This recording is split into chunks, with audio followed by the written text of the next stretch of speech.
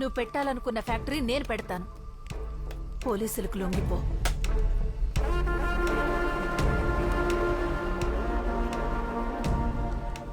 ఫ్యాక్టరీకి కావలసిన డబ్బు ఎలా వస్తుంది అనేగా మీ అనుమానం?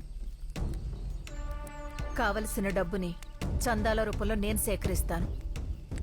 చందాల రూపంలో డబ్బు వస్తుందేమో, కానీ ఫ్యాక్టరీకి అనుమతి రాదు. ఎల్లమంద రానివ్వడు, అడుగడుగున అడ్డుపడుతూనే ఉంటాడు.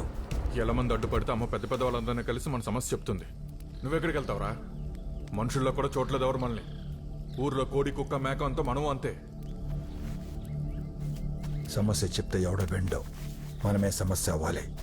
అంటే నేను నా పద్ధతిలో ఫ్యాక్టరీ సాధించలేనని నీ అనుమానం? అనుమానం కాదు, నిజం. నేను ఫ్యాక్టరీ తీసుకొస్తే లొంగిపోతావా? శంకుస్థాపన జరిగిన రోజు సంఖ్యలు వేసుకుని నేనే జైలుకి వెళ్ళిపోతాను. సరే. మేడం, ఏంటండి ఇది? మీరు కూడా ఇంతేనా? గెలిస్తే ఏం కావాలో అడిగారు, ఓడిపోతే ఏం ఇస్తారో చెప్పలేదు. ఏం కావాలి?